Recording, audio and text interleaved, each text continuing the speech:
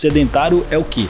É aquela pessoa que gasta poucas calorias na semana ou nenhuma caloria. Pegando o exemplo do obeso mesmo, quando você coloca esse obeso numa condição que ele precisa ficar para dar uma, talvez, diminuir esse nível de dopamina, ele fica em abstinência, como se fosse um drogado mesmo. E isso é muito importante. Qualquer pessoa que quer mudar um hábito, ela precisa colocar o jejum em prática. Isso é até uma estratégia, né, para quem deseja dominar a dopamina e sair de um mau hábito para um bom hábito.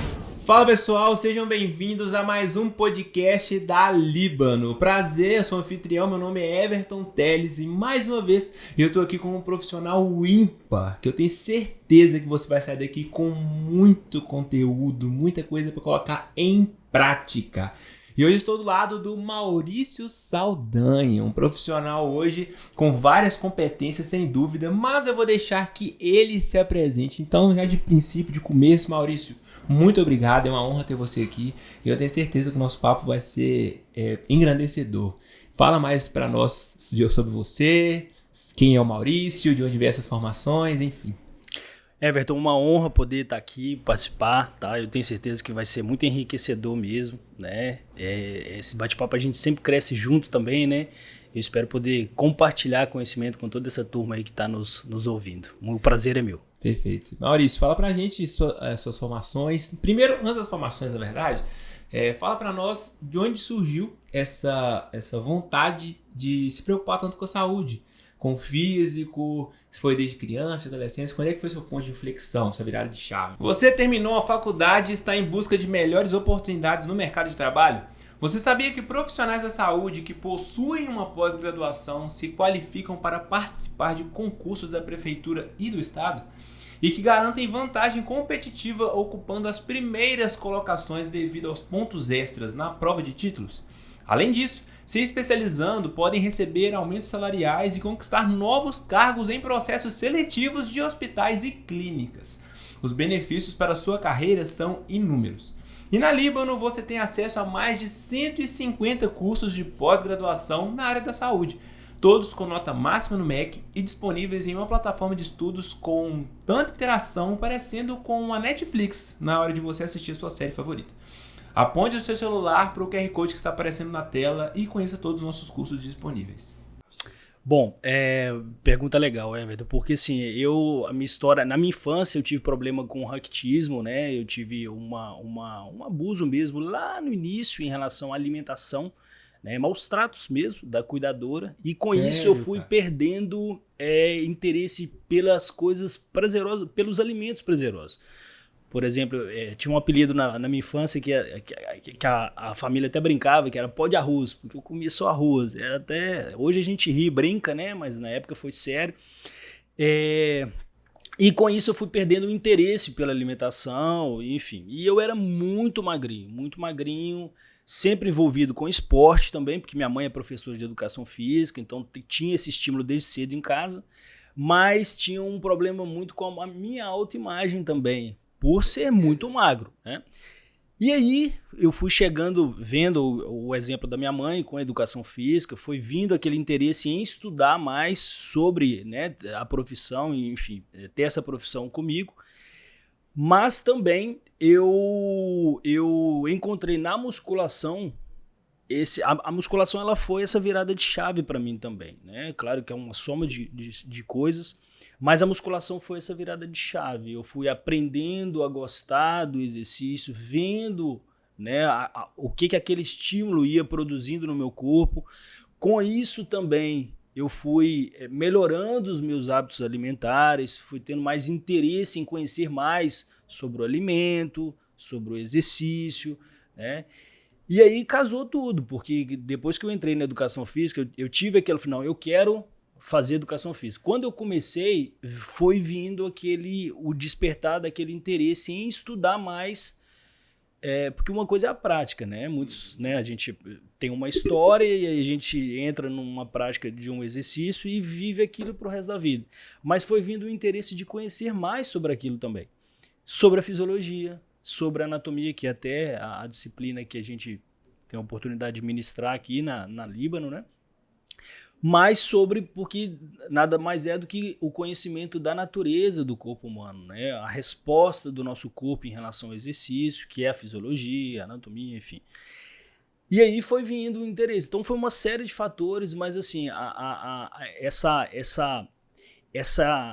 como é que eu posso falar? Essa marca que foi, né, que teve na minha história na infância, e bem como a entrada na educação física, foi que fez na musculação, na verdade, foi que virou essa chave e me fez ter mais interesse em conhecer mais sobre a fisiologia e sobre a anatomia. Perfeito. É uma pauta que ela está presente cada dia mais, na verdade, né? As pessoas, elas estão ficando cada vez mais ansiosas, mais obesas. Se eu estiver falando alguma mentira, você pode me Sim, refutar, claro. Tá bom? Pode não, você deve, você que é o profissional aqui. Mas é um assunto que tá sempre em voga, e o engraçado que eu acho, Maurício, é que parece que ao longo dos anos as pessoas elas tendem a preocupar cada vez mais com a saúde. De modo geral, parece que é um assunto que fica cada vez mais em voga, que as pessoas vão se preocupando. Só que em contrapartida também parece que os casos de obesidade eles só aumentam. É verdade. Por que isso acontece? Nunca houve um período onde a gente tivesse tanta informação, tanto acesso, tanta facilidade de adquirir os alimentos, e mesmo assim é o momento em que a educação física está mais em voga, ao mesmo tempo que as pessoas ainda continuam se tornando cada vez mais obesas. Por que você acredita que isso acontece? Um ponto que exemplifica isso aí, Everton, que é bem interessante, é o seguinte: hoje a gente tem um acesso à informação que a gente nunca teve antes. Porém, o que a gente percebe? As pessoas elas vivem pouco o que se fala, o que se prega, ou seja, não colocam aquilo em prática, né? A informação ela está aí, mas a gente não absorve aquilo ali e vira a chave, sabe? Eu preciso fazer. Um exemplo disso é que 1 em cada 2 adultos é sedentário. Se a gente for falar, hoje a gente tem muito conhecimento em relação ao exercício físico, sabe dos benefícios dele, se você chegar para uma senhorinha, né, em algum cantinho de cidade, se falar que o exercício é importante, ela vai falar, não, o exercício caminhar é importante. Né? Então tem esse conhecimento. Mas ainda assim, não vive aquilo ali. E por isso a realidade, né, ela não condiz com o acesso à informação que a gente tem. Outro ponto, por exemplo, hoje o que mais mata são as doenças crônicas não degenerativas, né? As doenças do coração, doenças do cérebro. Doenças crônicas não degenerativas. Né? Infarto, AVC, o acidente vascular cerebral, né? Infarto agudo do miocárdio, enfim, as doenças, resumindo, doenças do coração e do cérebro, né? Órgãos que são muito importantes para a gente. E o que a gente percebe? Quais são os fatores de risco para essas doenças? É o sedentarismo, são o consumo de alimentos ultraprocessados. Então, sim, basicamente é um estilo de vida. Então, o nosso estilo de vida não condiz com o estilo de vida antigo, por exemplo. A gente viu os nossos avós aí, né, o povo chegando a 80, 90. Eu mesmo tenho um vô com 99 anos. Né? Então, isso é... A minha avó também tá com 99, Olha cara. só, isso tá cada dia mais raro. Sim. Porque a expectativa de vida ela não tá como era antes, né? Então, assim, isso por quê? Porque o estilo de vida, eles caminhavam mais, comiam melhor, porque hoje, basicamente, o que é o alimento ultraprocessado? É o alimento com pouco nutriente, na verdade, é um alimento fabricado, né? É pouco nutriente. Se a gente pega ali, sei lá, um cereal, às vezes tem 30% de alimento só ali. Sim. O resto é tudo fabricado. Então aquilo faz mal para o nosso organismo. E antigamente não. Se a gente for olhar, era o alimento da terra, né? Enfim, a proteína. Não tinha essa quantidade mais natural, né? Mais natural, exatamente. Eu acredito que isso tem muito a ver com o neurotransmissor que ele está muito em voga agora, que é a dopamina. Né? Só para exemplificar para quem está ouvindo, que é o neurotransmissor responsável pelo nosso prazer. E não só pelo nosso prazer, como a nossa busca pelo prazer. Só que o que acontece? Antigamente, os nossos avós, para poder ter esse prazer do alimento, era preciso plantar, era preciso caçar, preciso produzir a comida. Então existia um processo, existia um trabalho a ser feito. Só que hoje as coisas estão cada dia mais acessíveis. Então, para você hoje ter alcançar esse neurotransmissor da dopamina, ele é imediatista. Então, você quer um filme, você abre a Netflix e você não consegue nem escolher de tantas opções. Antes você ia na locadora e você tinha um trabalho para escolher um, né? Meu Deus do céu, será que vai ser bom? Não, você sai testando. Hoje em dia, fica 10 minutos no filme e sai. E assim com todas as outras coisas. Aplicativos, redes sociais, stories, TikTok. Então nós somos uma geração que está acostumada em ter prazer o tempo inteiro. Nós não estamos acostumados a ter tédio.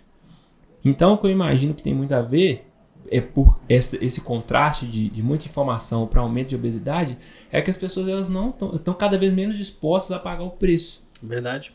Elas querem o resultado do dia para a noite. Então eu quero cortar o cabelo, eu vou no barbeiro e corto. Eu quero fazer a barba, eu vou no barbeiro e corto. Eu quero comprar uma carne, eu vou no supermercado e eu compro. Eu quero um corpo de um dia para a noite. Não vai ter jeito. Não vai ter jeito. Você acha que é realmente isso? Você acha que tem outros fatores? O que você acredita? Não, isso está corretíssimo. Tem um livro que eu gosto muito também, que é de uma psiquiatra e de uma psicóloga. Ela é norte-americana, chama Nação Dopamina. Uhum. E ela fala... Perfeito o livro. E ela fala exatamente isso. Primeiro ela conta alguns casos de pessoas que ela atende, né? Obesos, viciados em tudo quanto é tipo de coisa. E ela fala exatamente sobre esse neurotransmissor que é a dopamina, né? Ela chama essa geração de hoje como geração dopamina, né? E de fato, vicia muito, né? É um hormônio que assim, o tempo todo a gente estimula isso. E quando você tira, pegando o exemplo do obeso mesmo, quando você coloca esse obeso numa condição que ele precisa ficar para dar talvez diminuir esse nível de dopamina, ele fica em abstinência, como se fosse um drogado mesmo, né? Sim. E aí o que ele vai fazer? Ele vai abrir a geladeira, vai pegar comida, ou seja, outro vício que ele tem. Então, de fato, isso é uma pessoa que deseja mudar de hábito, sair de maus hábitos para hábitos mais saudáveis. Ela precisa controlar esse neurotransmissor, ela precisa se afastar um pouquinho disso. É a abstinência. O jejum trabalha muito isso.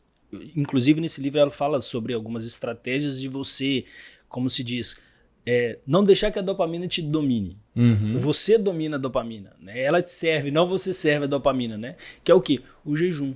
Não só alimentar, sim, mas o jejum de tudo. De qualquer coisa. Eu tô viciado na rede social, tô viciado no Instagram, eu tô o tempo todo no meu celular, e uma das formas de você ver isso, um sinal é o tempo todo que você pega o celular e mexe, né? Uhum. Às vezes você abre o Instagram, por que eu abri? Não, porque eu abri automaticamente. Hábito. Uma das formas deixa ele de lado. 21 dias sem. Né? Sim. 30 dias sem. Então o jejum de tudo aquilo, a abstinência de tudo aquilo que já está te dominando. E isso é muito importante. Qualquer pessoa que quer mudar um hábito, ela precisa colocar o jejum em prática. Isso é até uma estratégia, né? Para quem deseja dominar a dopamina e sair de um mau hábito para um bom hábito. Existe uma coisa que é o seguinte, que as pessoas elas não param para pensar. Um hábito ruim, ele te dá prazer agora e ele te cobra ao longo do tempo o esforço daquilo, as consequências daquilo ao longo do tempo.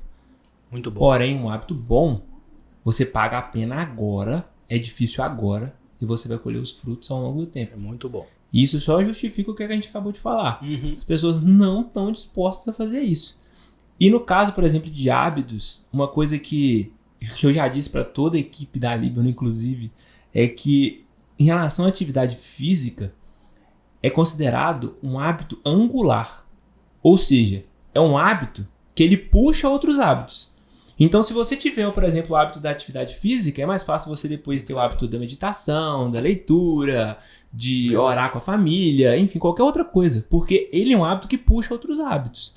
Eu tinha parado para pensar nesse termo, angular. Legal. Eu não lembro onde que eu escutei, mas legal. Provavelmente foi de um psiquiatra, um psicólogo. E até contar uma história aqui, você conhece o Guto Galamba? Conheço. Das redes sociais. Das redes sociais, pois é. Tem uma história que ele conta, eu reouvi ela ontem, né? Eu escutei ela novamente ontem. Que ele tava fazendo uma viagem, se eu não me engano, na Amazônia, alguma coisa assim. E aí, não era na Amazônia não, era em outro país. E aí ele tinha que, além de pegar o avião, ônibus e tudo mais, ele tinha que subir um riacho num barco. Só que esse tempo de trajeto era de 10 horas. E são 10 horas sem internet, num barquinho minúsculo. Só você e mais 2 amigos e mais uma pessoa. E aí, nas primeiras 2, 3, 4 horas, você tem assunto. Você conversa, tudo mais, segue a vida. E aí depois, passou-se umas 7 horas, começou a cair uma chuva muito intensa. E no meio da floresta, uma chuva, parece que você tá tomando um monte de cacetada na cabeça, porque a chuva parece que é a pedra que tá caindo, os pingos que tá caindo na sua cabeça. E não tem pra onde você correr, não tem o que fazer. Você só tem que esperar. E aí a lição que ele teve foi o seguinte, que o menino que estava responsável pelo barco era uma criança mesmo. Ele não tinha nem era maior de idade. E era da tribo, uma tribo. E ele foi e fez uma pergunta querendo puxar papo com o menino, ele tá assim: e aqui, quanto tempo que essa chuva vai durar, hein? E o menino olhou pra ele com a cara de quase cinismo mesmo, olhou pra ele e falou assim: vai durar o tanto que precisa. E aquilo ali deu nele uma raiva, de vontade até de bater no menino, mas ele acabou de aprender uma lição enorme com o menino. Você não tem controle sobre isso. Muito legal. Você não tem controle. E por vezes na vida você também não vai ter controle de vários aspectos.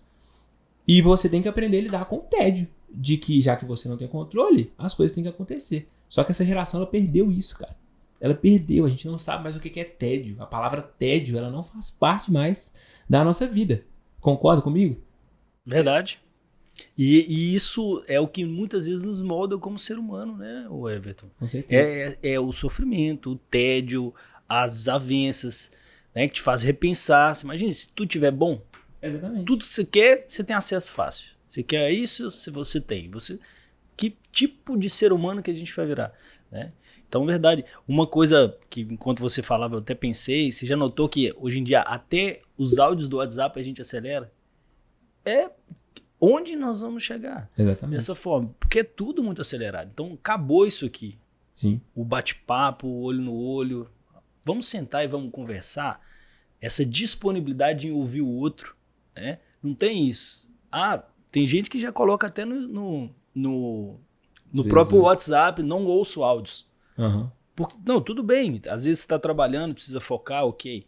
Mas às vezes isso é no fim de semana. Então a mãe mesmo já não manda áudio pro filho.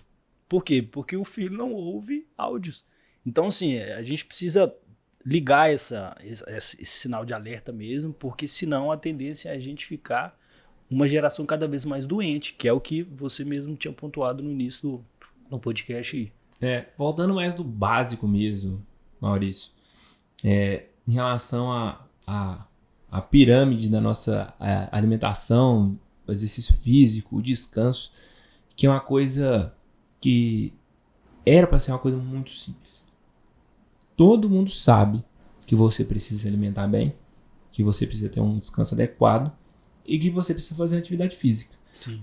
E com a atividade física que a gente fala não é ficar agarrado na academia todos os dias, várias horas. Nem precisa ser isso. Mas desses três pilares, dessas 3 pontas da pirâmide, qual você acha que é o mais difícil de ser cumprido? Por quê? E como é que as pessoas fazem, que você acredita, para poder ter um melhor resultado em relação a isso? As 3 são essenciais, tá? É difícil, eu acho que não tem nenhuma mais importante. É muito importante porque são exatamente as 3 que trazem o equilíbrio do corpo humano mesmo. Agora, eu acho que mais desafiador e mais difícil é a alimentação, né? O alimento ele gera aqueles, o que a gente estava conversando aqui agora, esses benefícios imediatos, prazerosos, né? Então, um alimento rico em gordura, doce, rico em carboidrato, são alimentos que geram esse prazer. E num estilo de vida que a gente vive hoje, muito acelerado, de alta produtividade, enfim, muitos empresários ou pessoas de sucesso mesmo, enfim, ou até a doninha de casa mesmo, ela quer aquele alimento rápido ali naquele momento para produzir, aquele açúcar, né? Então eu acredito que o mais desafiador E a alimentação, até porque é fácil ver na academia aí o cara indo todos os dias, mas de noite ele tá pedindo o hambúrguer dele, ele tá pedindo a pizza dele, ele não tá deixando de comer, né? Claro, a gente precisa levar a vida de forma equilibrada, mas eu acho que é o ponto mais desafiador. É mais fácil você encontrar gente às vezes fazendo exercício do que fazendo uma dieta, do que fazendo e quando eu falo dieta, tendo um planejamento alimentar mais equilibrado e balanceado, né? Eu acredito que a alimentação é mais desafiadora. Entendi. E vamos falar um pouco de cada um desses pontos da pirâmide. Certo. Para uma pessoa que ela tá começando a decidir, tá ruim já, a gente chegou na parte corretiva dos negócios já, ou eu mudo ou vai daqui de ladeira abaixo. Quais que você acha que devem ser as primeiras preocupações em relação à alimentação dessa pessoa? O que ela deve fazer durante o dia a dia dela para poder tentar ao máximo cumprir uma alimentação mais saudável? Primeiro, eu acho que a gente tem que vamos facilitar, né, Vitor? Acho que esse é um ponto importante para nós como profissional da saúde. Facilitar para quem está nos ouvindo. Eu acho assim, procurar os alimentos mais naturais, né? Hoje em dia a gente tem uma imensidão de alimentos ultraprocessados aí, de fácil acesso, cereal, macarrão, enfim, o famoso miojo, né? Uhum. Refrigerante, a gente tem muita coisa aí que é muita química.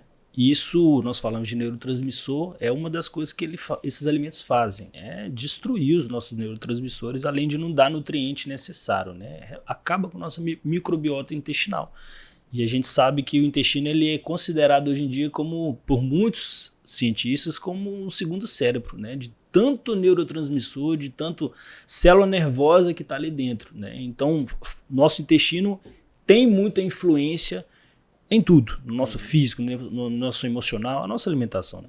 Então, sair dos ultraprocessados e utilizar alimentos mais naturais, alimentos da terra. A gente tem o que a nossa avó, nossa mãe faz pra gente, né? A batata, né? O próprio arroz, né? Sem antes entrar no outro ponto, que é a questão do alimento mais complexo ou mais simples, né? O carboidrato, né? O integral, o simples, enfim. Mas primeiro sair escolher mais os alimentos naturais, tá?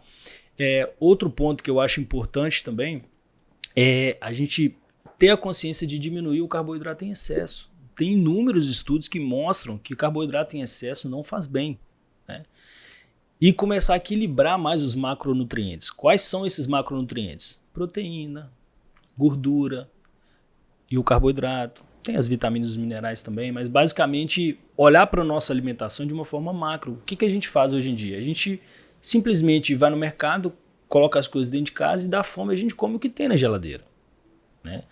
Aí, às vezes, se a gente for olhar o nosso café da manhã e contabilizar o que tem na nossa mesa, você vai ver que 80% é carboidrato. É bolo, é pão. Isso numa mesa comum, Biscoito. né? Biscoito, carboidrato.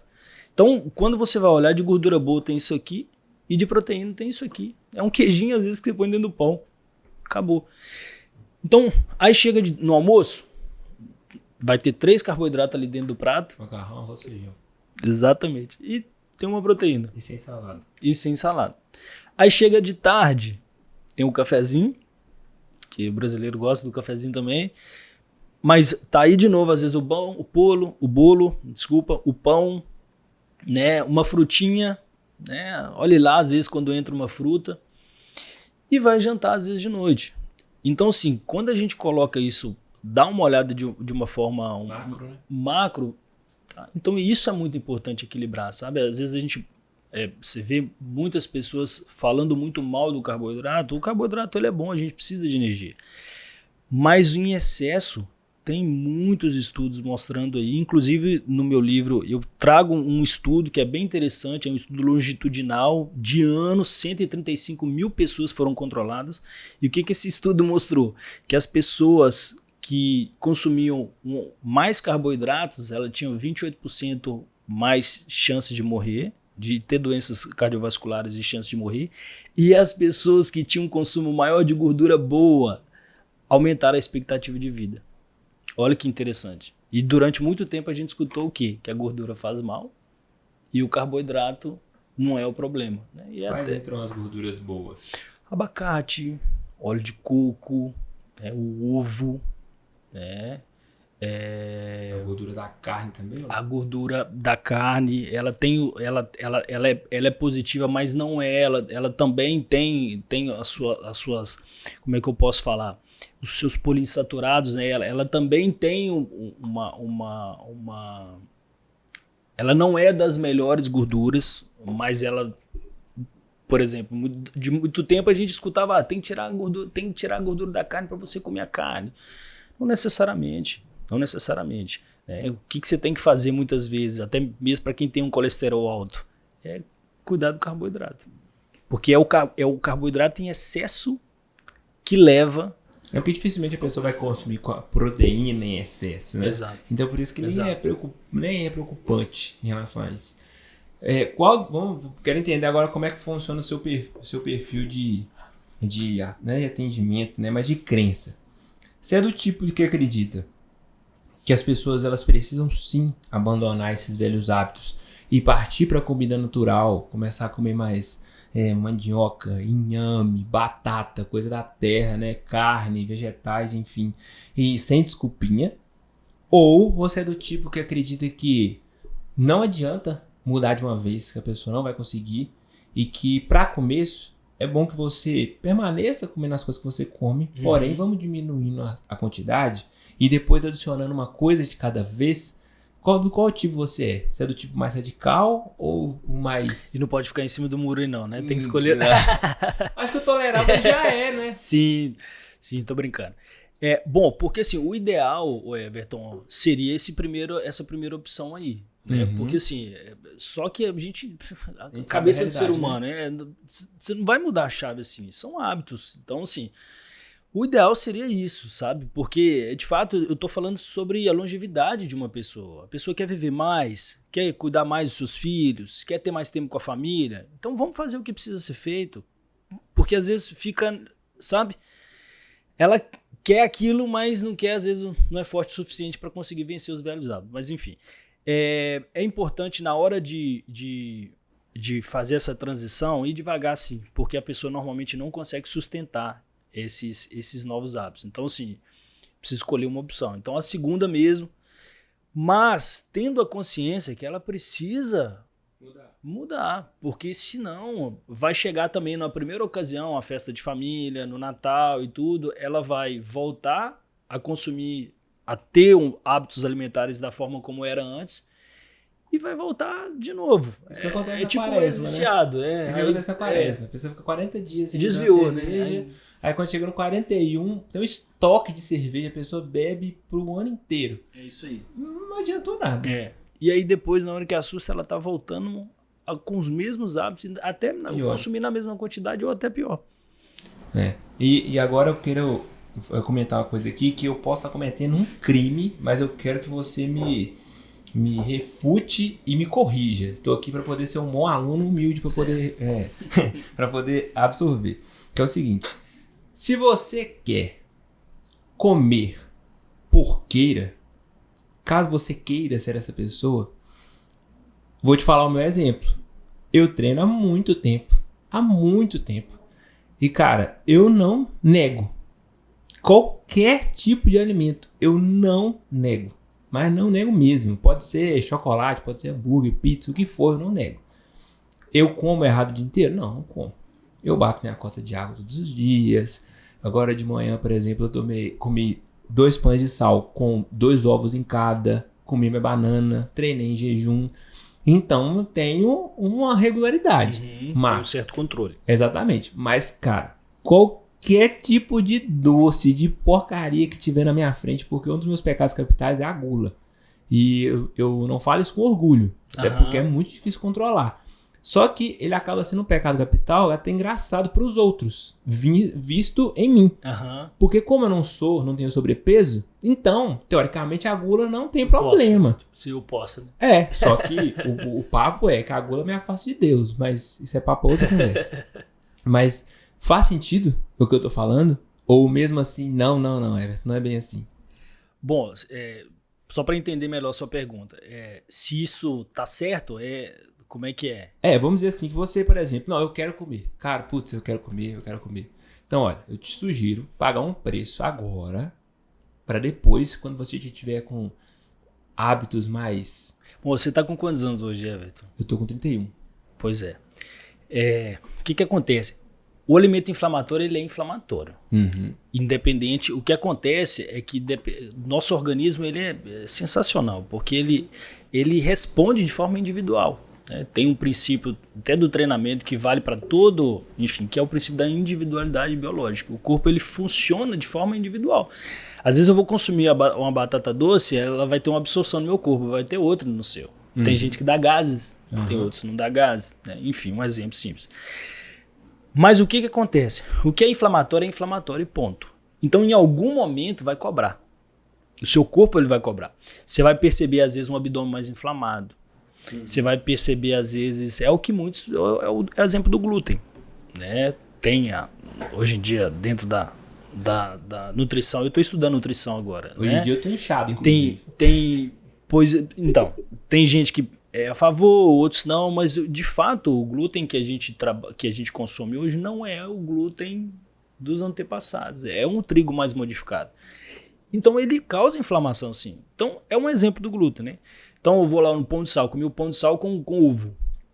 Às vezes eu vou notar que meu abdômen não vai ficar da mesma forma como se eu tivesse comido às vezes um pãozinho integral sem glúten com ovo. Você vai notar uma diferença no abdômen.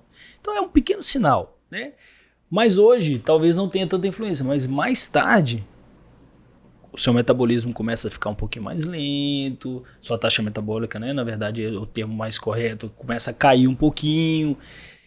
Você começa a perceber que aquilo que não te fazia mal, hoje começa a te fazer. Então assim, a minha sugestão como profissional começa a equilibrar algumas coisas.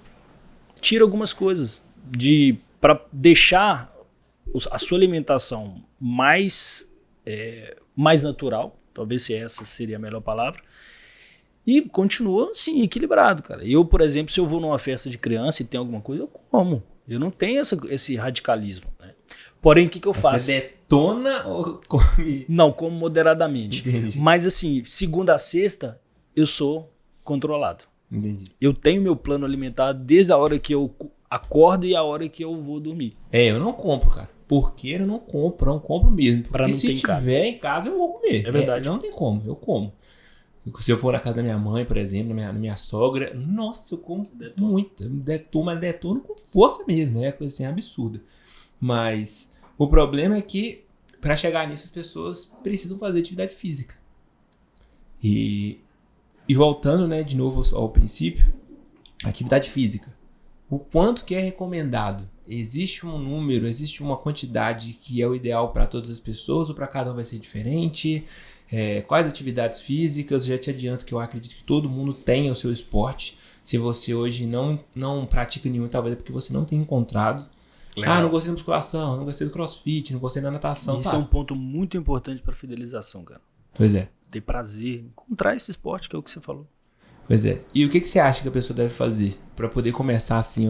Eu acho que ela tem que ter algo que ela tenha prazer sim, né?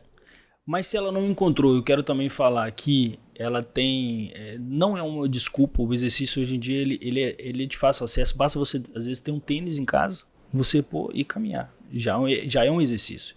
Voltando ao que você falou sobre a dose, tem um estudo muito legal que é da Universidade de Harvard. Esse estudo ele mudou até um pouco o conceito do sedentário, porque depois desse estudo, o sedentário é o quê? É aquela pessoa que gasta poucas calorias na semana ou nenhuma caloria. Né? Então o que esse estudo mostrou? Que uma pessoa, para não ser considerada sedentária, ela precisa gastar 315 quilocalorias dia. Ou seja, 2.200 quilocalorias na semana. Para não ser considerado sedentário.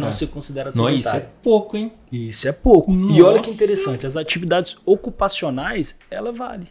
Ela conta. Ou seja, ir no supermercado, ir trabalhar a pé. Não, se você vai na frente do computador e fritando a cabeça, você já queima caloria. Já queima caloria. Claro que um nível de atividade, por exemplo, uma auxiliar de cozinha em casa, ela vai movimentar mais, né? Uma pessoa que trabalha dentro da indústria, isso conta ainda mais calorias. Mas as atividades ocupacionais. Só que o que eu entendo que as nossas, e penso, né? Que as nossas atividades ocupacionais, ela não pode ser o nosso teto, tem que ser o nosso chão. Para o quê? Porque eu preciso ter a prática regular do exercício físico. Porque se a gente coloca, às vezes, um calorímetro até, que é um relógio para contar calorias no braço, às vezes nem dá isso. Poxa, mas esse estudo aí também pode atrapalhar os negócios tudo. Porque joga para baixo um pouquinho. Mas joga. É isso porque aí para quem não tá querendo praticar atividade física, não, tô batendo é suficiente. Cota. Exatamente. Poxa. Exatamente. Em vez de ajudar, tá atrapalhando. Joga para baixo. E, inclusive, já fazendo até a ponte, no meu livro eu falo um pouco sobre isso. Eu falo sobre esse estudo e pontuo que, no meu ponto de vista, isso precisa ser o chão e não o teto. Ou seja, é importante que a gente faça esse cálculo de 300 quilocalorias como prática regular e não atividade ocupacional. Ou seja, a partir de hoje o Everton ele tem um compromisso, não importa qual tipo de atividade, mas ele tem um compromisso de, por meio do exercício físico e não atividade ocupacional, ele gastar 315 quilocalorias por dia, 7 vezes na semana. Então, isso já muda o que? A chave. Igual você toma um remédio manipulado todo dia, o exercício vai ser o seu remédio, o seu manipulado todos os dias. Então, de domingo a domingo, você vai pôr um tênis e vai separar 30 minutos do seu dia, que 315 calorias dentro dessa média aí, o gasto, 30 minutos a 1 minuto, claro, depende da intensidade, da velocidade e do peso da pessoa também. Mas ela vai separar 30 a 60 minutos para tomar o seu remédio, que é o quê? Exercitar 7 dias na semana, 30 a 60 minutos. Mais importante que isso, gastar 315 quilocalorias. Se essa pessoa faz isso, já tem estudos que mostram também que aumenta a longevidade da pessoa até 5 anos. Então, assim, isso é muito importante.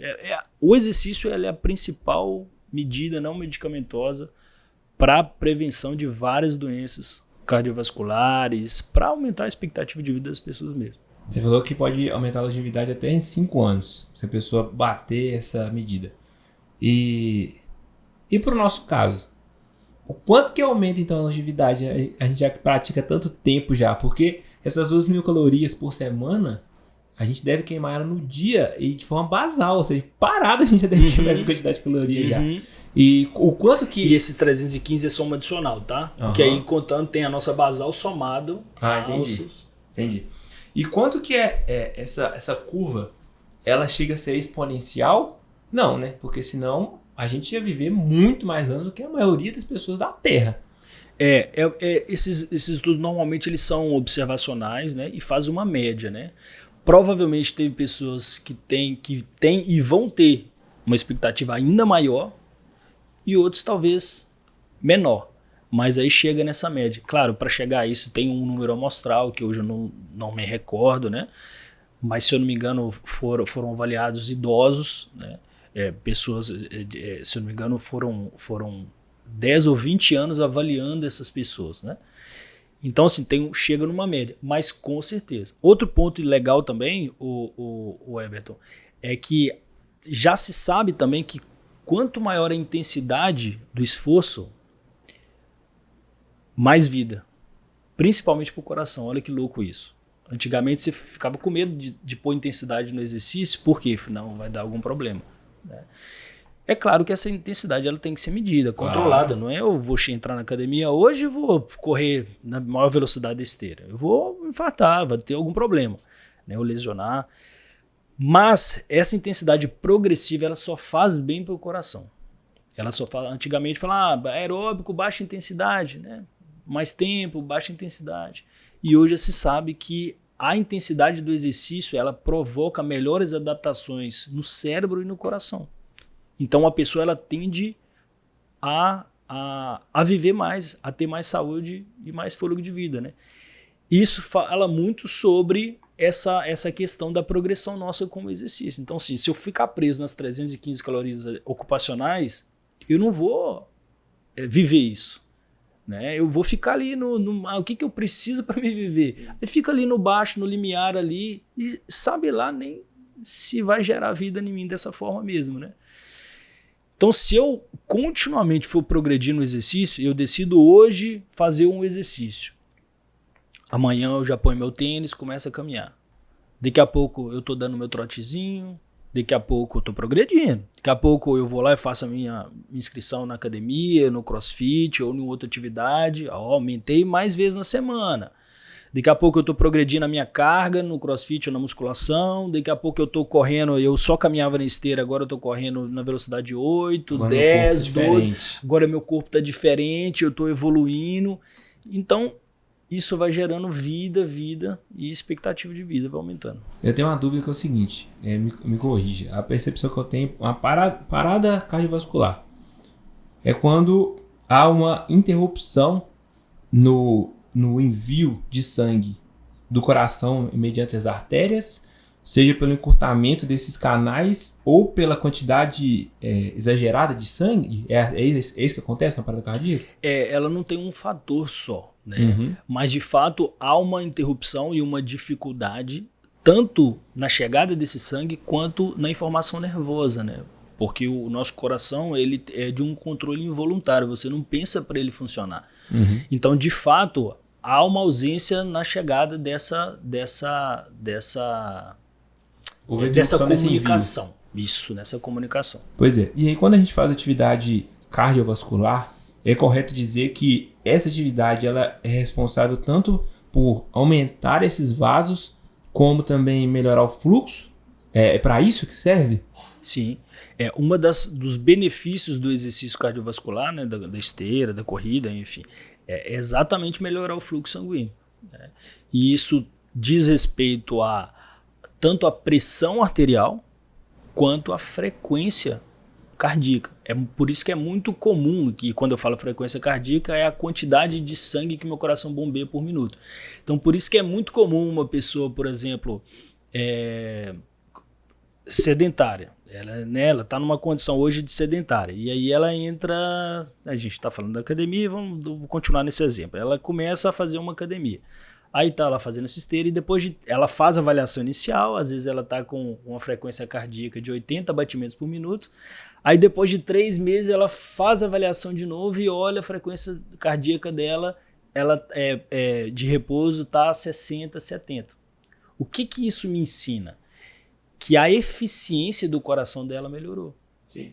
Que a qualidade, a saúde do coração dela... Né? Que ele está precisando gastar menos energia para poder enviar a mesma quantidade de sangue. Perfeito.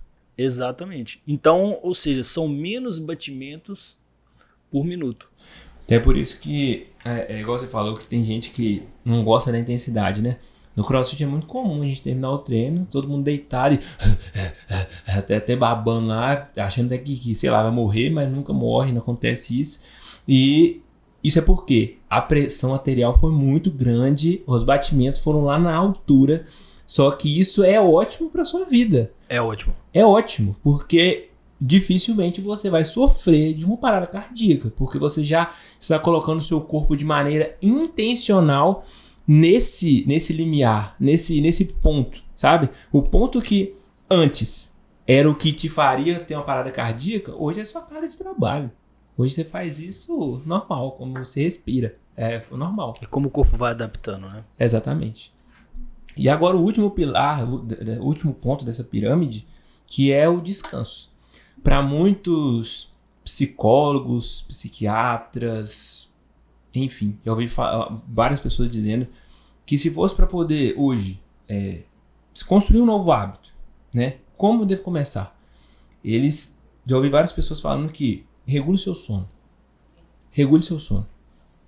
Mantenha as telas longe de você 1 hora antes de você dormir, né? Consiga comprovar que você terá pelo menos de 7 a 9 horas de sono. Se possível, até tome melatonina, enfim, para que seu sono seja intenso. Como é que as pessoas fazem para poder, que você acredita, para poder ter um descanso? Qual que é a importância desse descanso durante a vida das pessoas no cotidiano? Legal, Everton, o sono, ele é considerado também um pilar da saúde, né? Saúde do corpo, mas ele é considerado o maior reparador tecidual. O que significa, né? Ele tem uma função muito importante de restaurar as nossas células de todo o corpo, né? Então, assim, a gente está utilizando o celular uma hora acaba a bateria, né? Aí você põe lá no carregador. O sono é esse recarregador nosso, e por isso que muitas pessoas... Há uma incidência muito grande de doenças quando essa pessoa ela não tem esse sono reparador. Então, assim, às vezes a gente leva o sono como algo natural, mas é muito importante sempre quando o nosso corpo, a gente sentir que tem algo desajustado, por exemplo, a clareza mental não está boa, o foco não está legal, eu estou cansado. É muito importante, eu sempre faço isso, uma autoanálise desses 3 pilares. Uhum. Mas o que acontece? A maior parte das pessoas não pensa no sono. Parece que é de graça, né? Não é algo normal, você só acorda e dorme todo dia, e aí a gente não pensa sobre isso. Mas muitas das vezes isso está acontecendo conosco porque a gente não está dando a devida importância ao sono. E falar de sono, o descanso ele envolve várias coisas, né? Mas uma das formas de descanso é o sono. Uma coisa que eu acho bem importante também, as 2 principais coisas assim, para uma pessoa ter um sono reparador de qualidade, é ela cuidar da janela do sono, ou seja, respeitar a secreção de hormônios que são importantes, como o GH e a melatonina, ou seja, dormir cedo, deitar mais cedo e respeitar o tempo de sono. Tem um estudo muito, muito interessante, eu fazendo mexendo o livro aqui de novo, que eu coloco aqui também, que mostrando uma média de horas de sono, que é 7 horas. 7 a 8 horas, né? Esse 8 horas, então, é bem comum a gente escutar. Mas esse estudo fala que o mínimo que uma pessoa deve dormir para ter essa reparação tecidual é 7 horas de sono. E aí, voltando no primeiro ponto, a primeira estratégia que eu falei, é a questão de deitar mais cedo. Por quê?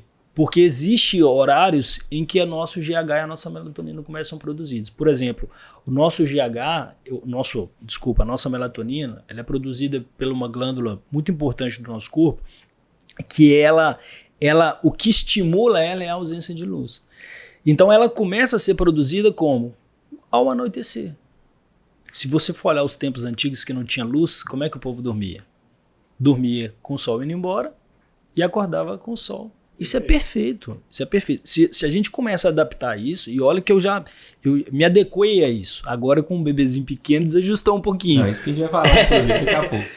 Desajustou um pouquinho. Mas quando eu estava adepto certinho a isso, Everton, o meu nível de energia, minha clareza mental, o meu foco é o outro, cara. Você ia dormir 6 horas? É o outro. Não 6 horas. Mas eu deitava no máximo 21 horas. Mas isso é inacreditável nos dias de hoje. Claro. Porque que hora que você dorme normalmente? 22 horas, 23 horas, tem gente meia-noite. Tem pessoas que trocam o dia pela produtividade, para produzir, né? Preferem de noite, né? Na verdade, é um engano. Não existe pessoa não exatamente. Ela acostumou a trabalhar daquela forma, mas na verdade não é saudável e não vai produzir mais. Então, assim, essa janela é muito importante ser respeitada. E o GH, ele tem seu pico aí, 21 horas, 22 horas. Então é muito importante, claro que isso tem as suas alternâncias, né? Mas um estudo que eu trago aqui também é exatamente mostrando essa janela, que é aí 21, 22 horas. Então esse horário é um horário que eu já preciso estar dormindo. A melatonina começa a ser produzida a partir das 8, né? Um pouquinho mais cedo, com ausência de... Claro que se eu estou na rua, tem vários estímulos. Então eu dificulto essa produção. Mas se eu já estou num ambiente com pouca luminosidade, se o sol já foi embora, já começa a produzir. Na verdade, as circunstâncias ao nosso redor vão determinar se ela vai produzir em determinados horários diferentes. Então, se for no show, esquece. Se for no show, não vai ter melatonina. Esquece, não vai ter melatonina.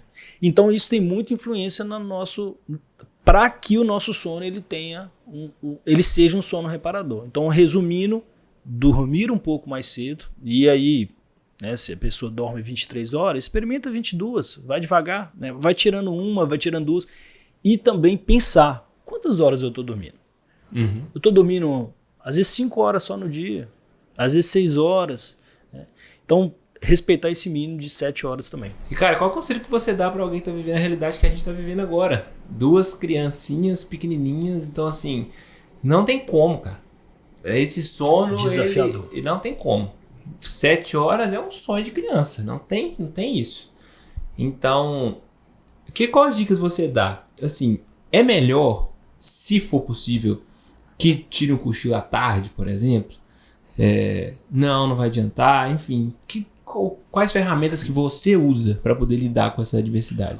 Esse sono pós-almoço ele é muito interessante também, mas ele precisa ser avaliado de forma individual. Tem pessoas que às vezes tiram esse cochilinho de tarde, né, pós-almoço, e depois tem dificuldade de dormir de noite. Uhum. Então é avaliar de forma individual. Se não tem problema nenhum, não atrapalha seu sono, faça isso. É ótimo. Esse desligar da tomada, esse sono, ele vai te ajudar a produzir de tarde. O que você precisa avaliar e aí produzir, até mesmo, né, ter a energia à disposição em fazer uma atividade também, às vezes depois do trabalho. Tem gente que chega do trabalho, não quer, senta na frente da televisão e acabou, não tem energia para mais nada, né?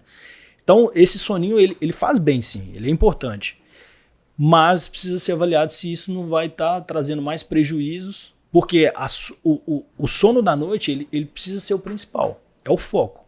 Uhum. Se não atrapalhar o seu sono da noite, não tem problema nenhum. Agora, um outro ponto também, Everton, é respeitar a fase.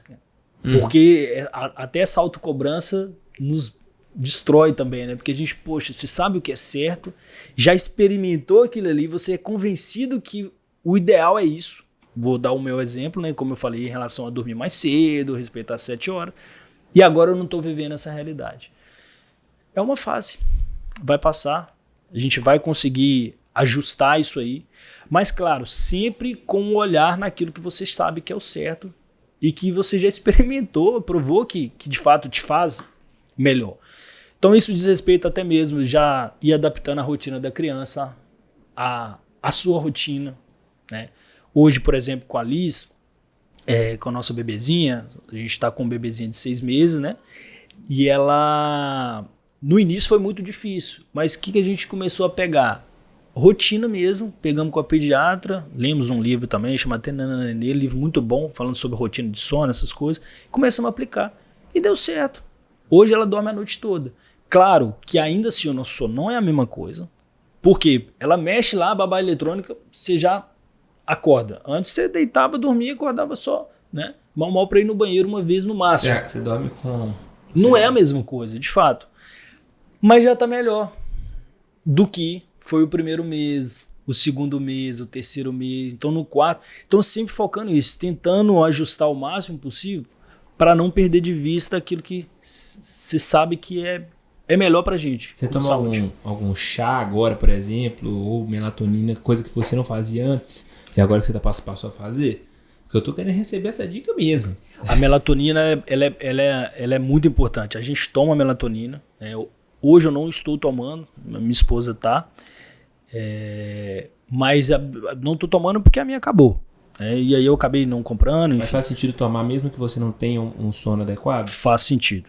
Ela tem uma ação muito importante que é naquela fase do sono que te descansa, que é a fase REM, o profundo, que te leva a esse sono, né? É claro que é importante também na utilização da melatonina você cortar os estímulos, então, deixar o quarto escurinho, até porque, como nós falamos aqui, né, é exatamente a ausência de luz que gera a produção de melatonina. Então você não vai tomar melatonina e achar que seu corpo, o corpo ele também precisa de estímulos para continuar produzindo, e o estímulo que produz é a ausência da luz. Então às vezes dorme com a televisão ligada e não é legal, o celular próximo não é legal. E também eu gosto de um chazinho de camomila também, cara. Eu sou bem adepto. Depois que que eu faço meu jantar, eu tomo um chazinho, gosto muitas vezes de ir para a cama com esse chazinho e com um livro, não levo o celular ele nem dorme perto de mim, no mesmo cômodo que eu deixo fora do meu quarto, né? E levo um livro e um chazinho. Então aquele ritual ali, ele vai gerando, parece que o momento, parece não é, né? É um momento preparado para o sono, sabe? Uhum.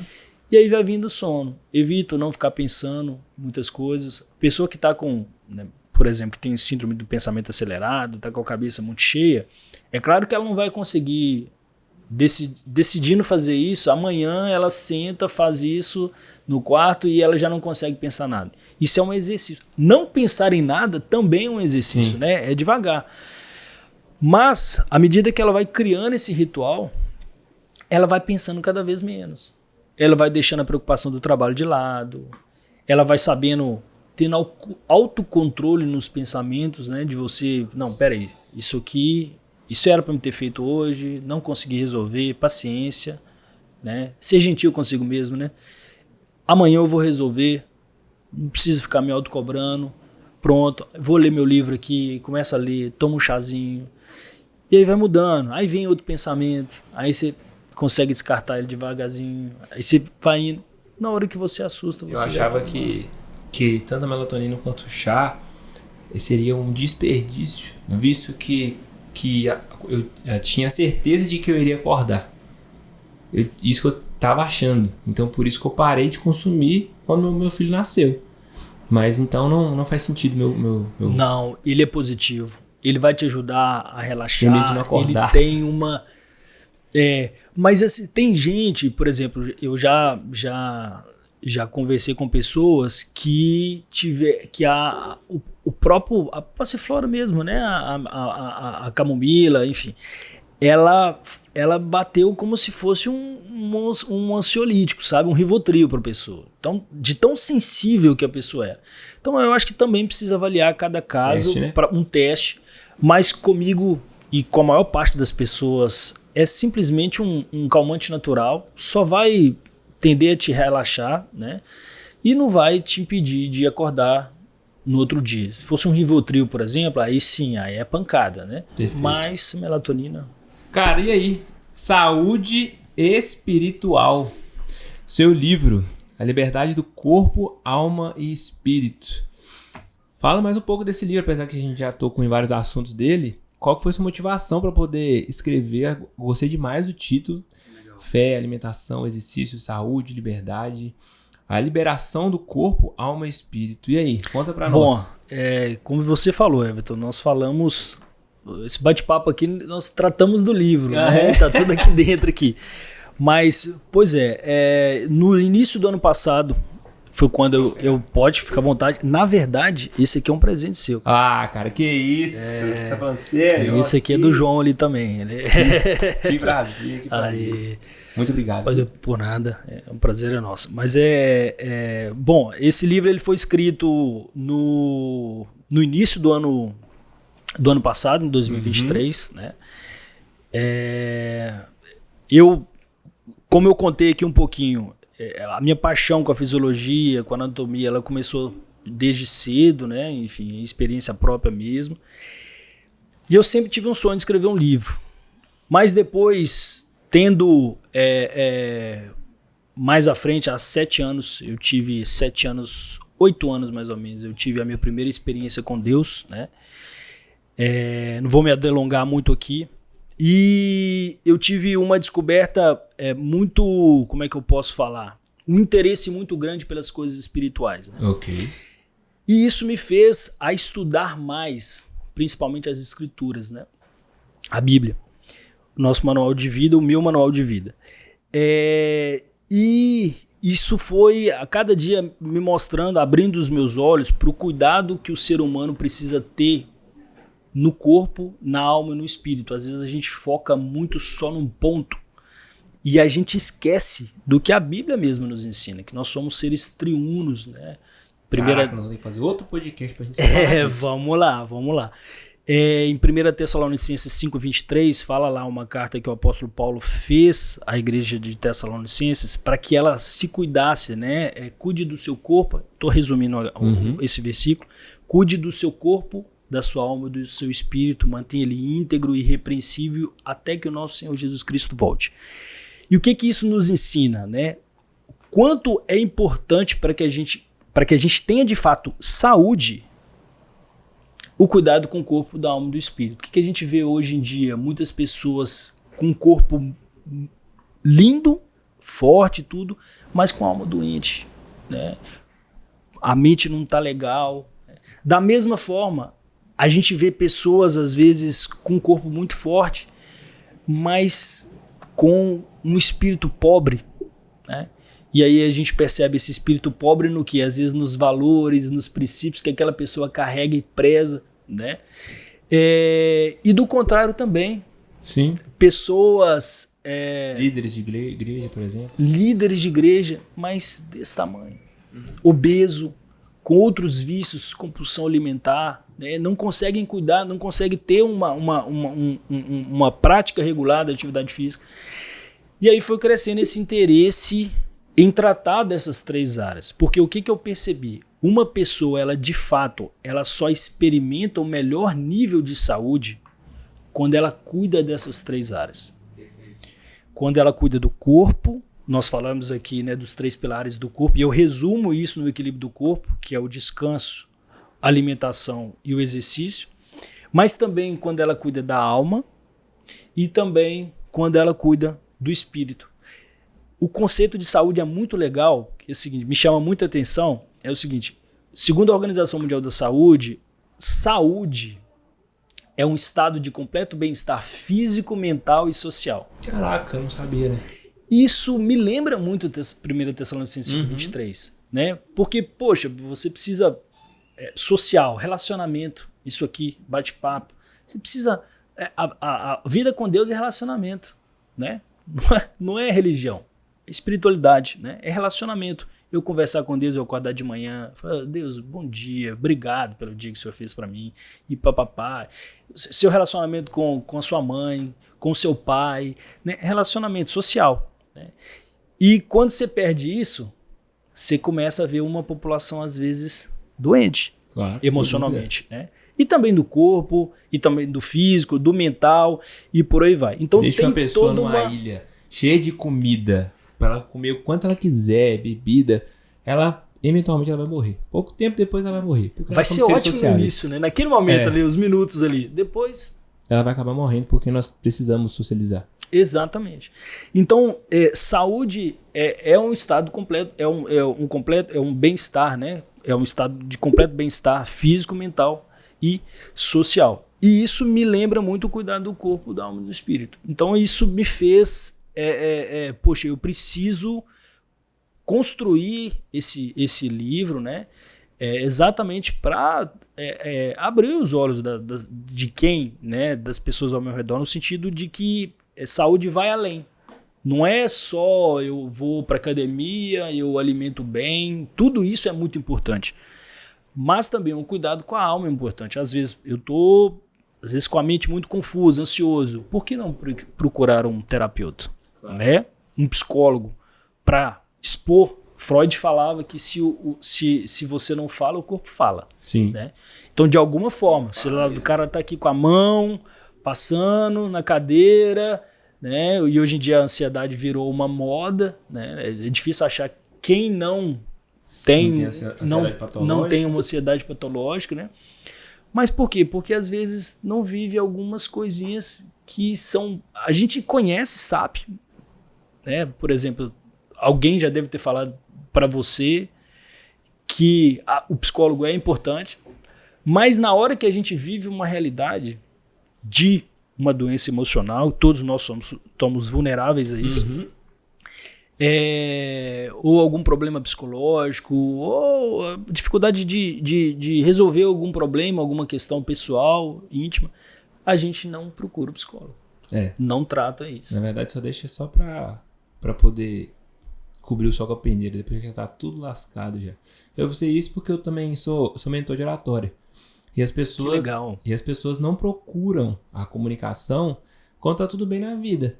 Elas só preocupam com a oratória quando já perdeu uma vaga de emprego, quando não perdeu uma vaga porque não conseguiu expressar sua opinião na reunião, quando perdeu uma pessoa que amava porque não conseguia chegar perto, quando deixou o casamento, a relação com os filhos, com os Virou pais, uma bola de tudo. neve. Né? Exatamente. Então é só aí que a pessoa começa a se preocupar e lembrar, que saber que existe a comunicação e tudo mais.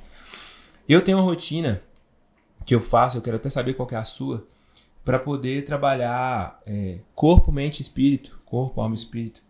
Que todos os dias eu acordo, eu gosto de tomar um banho gelado, tomando café para poder dar aquele bizil no corpo, aquele problema no corpo.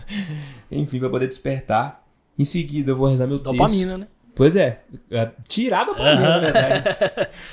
Rezo meu terço, depois que eu rezo o terço, faço minha leitura e depois eu vou pro CrossFit. Legal. Então, antes das 8 horas da manhã, eu já trabalhei corpo, mente e espírito. Legal. E já me coloquei em situações de forma deliberada completamente desconfortáveis. Então, eu tô muito mais apto a lidar com os problemas que virão durante o dia. Isso é uma realidade, né, Everton? Se as pessoas colocassem isso em prática, ela teria um outro dia. Com certeza. Até mesmo, como você falou, para lidar com os problemas do dia a dia. Sim. Hoje em dia, um desafio tão grande, e as empresas falam muito sobre isso, equilíbrio emocional, né? Controle emocional, essas coisas. E a gente só tem, de fato, o cuidado com o espírito vai fazer com que a gente tenha um melhor equilíbrio emocional diante dos desafios do dia a dia.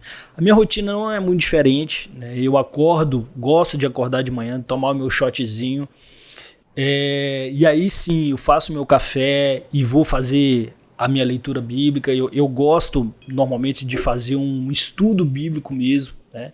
Então eu tenho um plano anual que eu faço, eu tenho um compromisso de todo ano ler a Bíblia uma vez pelo menos por ano, né? Uhum. Então tem de Gênesis a Apocalipse, eu faço o meu plano, enfim. Estudo e procuro ouvir Deus, e quando falo ouvir Deus, quando a gente parar na oração e também na leitura, né? Porque às vezes quando a gente está lendo, a gente está ouvindo Deus ali, né? Se as escrituras é a palavra de Deus, a gente está ouvindo Deus falar através dela conosco. E aí eu tenho esse meu tempo, né? Nada muito cheio de ritual, mas é isso mesmo. E aí, logo em seguida, eu vou tomar meu café. Aí tomo meu café e vou fazer o meu exercício. Aí eu começo meu dia. E aí depois eu vou pro trabalho, a gente tem um estúdio de personal em Minas Gerais, em Patinga. E aí lá eu tenho a minha rotina, né?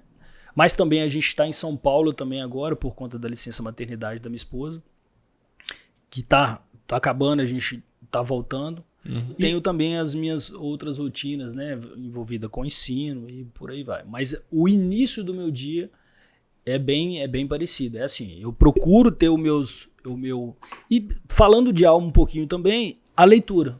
Que eu também procuro colocar leituras. Eu gosto de ler, eu amo ler livros. Isso é um hobby mesmo, eu tenho prazer. E aí eu separo pelo menos um livro de manhã, um livro de tarde. Eu acho que é um negócio que ajuda a aquietar a alma também, né? E eu tenho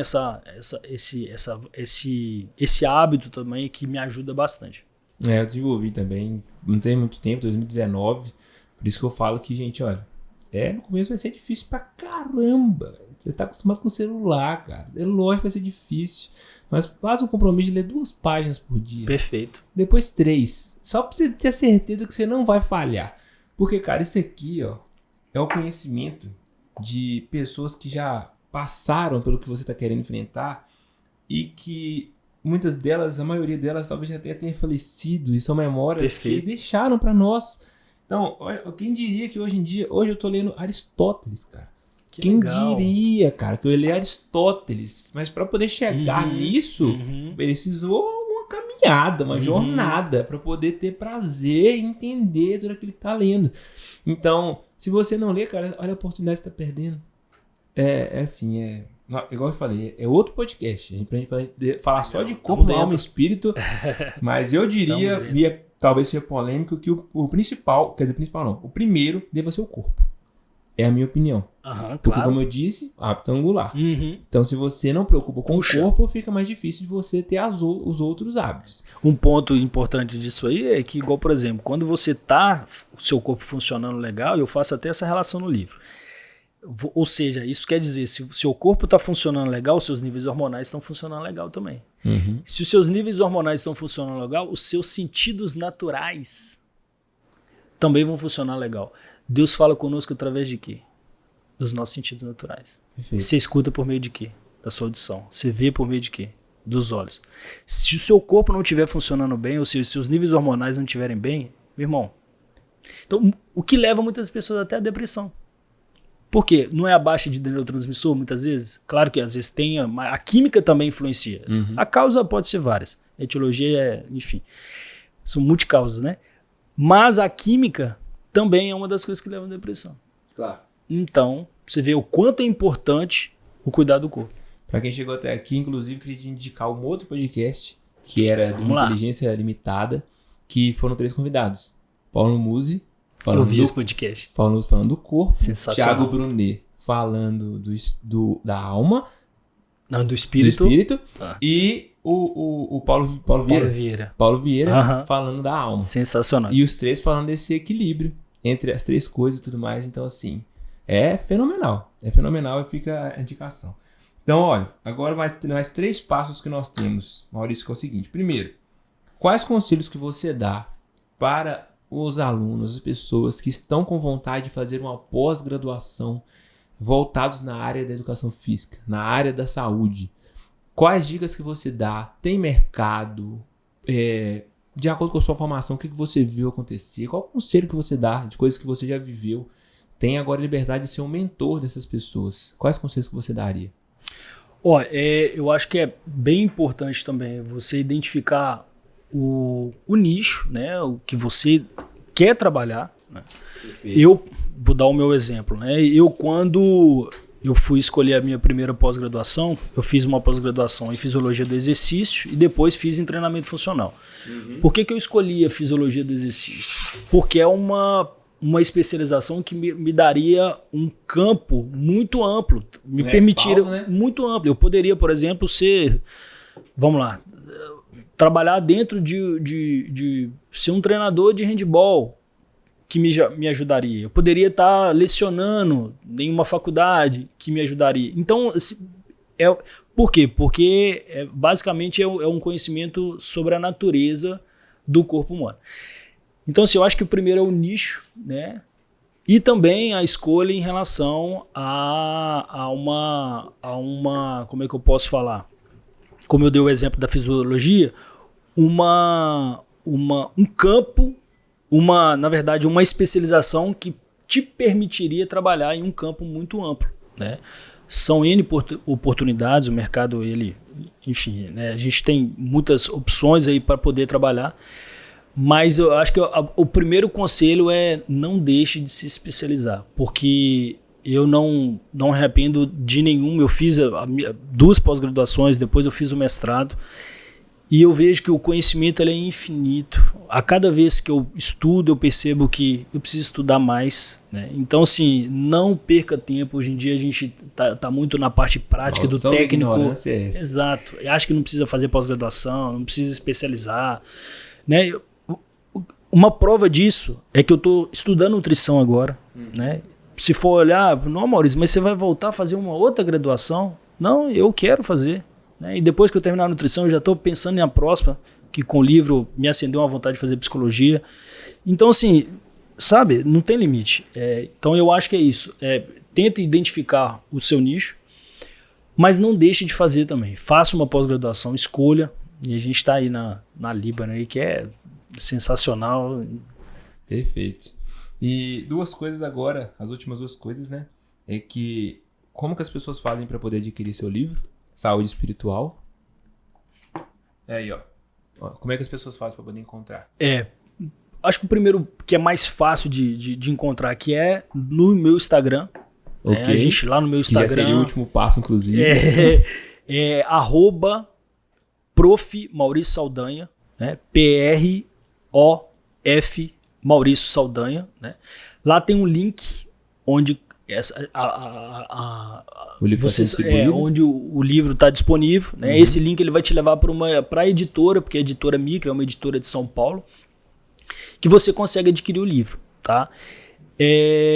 Também na livraria Leitura, tá? De Ipatinga, Minas Gerais, e também na nossa empresa, que é no Estúdio Personal Maurício Saldanha, que também é em Ipatinga, Minas Gerais. Mas um lugar a gente está entregando esse livro para qualquer lugar do Brasil, até fora do Brasil.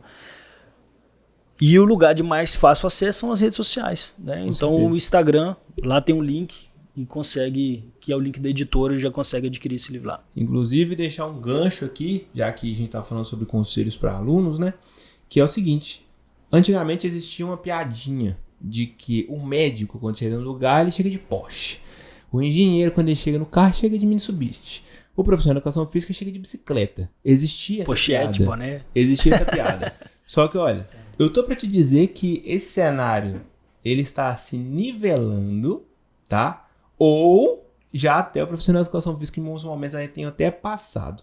Claro que eu não tô falando isso de forma geral. Ainda a medicina continua sendo a percussora, só que o digital tá nivelando isso. E se você for um profissional de educação física e souber lidar com os recursos digitais, você vai explodir. Vai explodir. Porque o que tem de pessoas produzindo conteúdo sobre atividade física no Instagram não é pouca coisa. E pessoas que já estão, assim, multimilionárias. Então, assim, espaço tem. Suas desculpas estão cada vez caindo mais por terra. E é isso. Eu falei certo ou não? Falou certíssimo.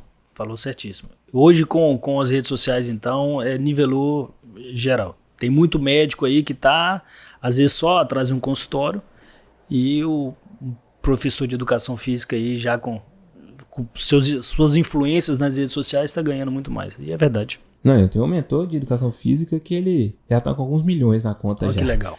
Alguns milhões. Mas, enfim. Cara, muito obrigado pelo papo. Eu que agradeço. Foi excelente. Gostei demais de conversar com você. Imagino que as pessoas que estejam ouvindo também tenham aprendido muito. Eu sou muito suspeito para poder falar sobre isso, mas é um assunto extremamente relevante para todo mundo, inclusive. E eu espero sinceramente que você também tenha gostado, que as pessoas tenham absorvido bastante conteúdo, e foi um prazer ter você aqui. Não, eu que agradeço esse bate-papo, essa mesa aqui, né? Foi muito gostoso. A gente aprende o que ensina também, né? Então, enquanto a gente está falando aqui, a gente vai revendo vários conceitos. Vai revendo vários conceitos, vai aprendendo também, né? E a gente vai crescendo junto. Eu que agradeço. Foi um prazer estar aqui. Então é isso, pessoal. Muito obrigado por vocês terem ficado até aqui. Espero sinceramente que vocês tenham gostado, que tenham aprendido, que vocês agora tomem conta tanto do seu corpo quanto da sua alma, também do seu espírito, tá bom? Espero vocês no próximo podcast da Líbano e um grande abraço. Tchau, tchau.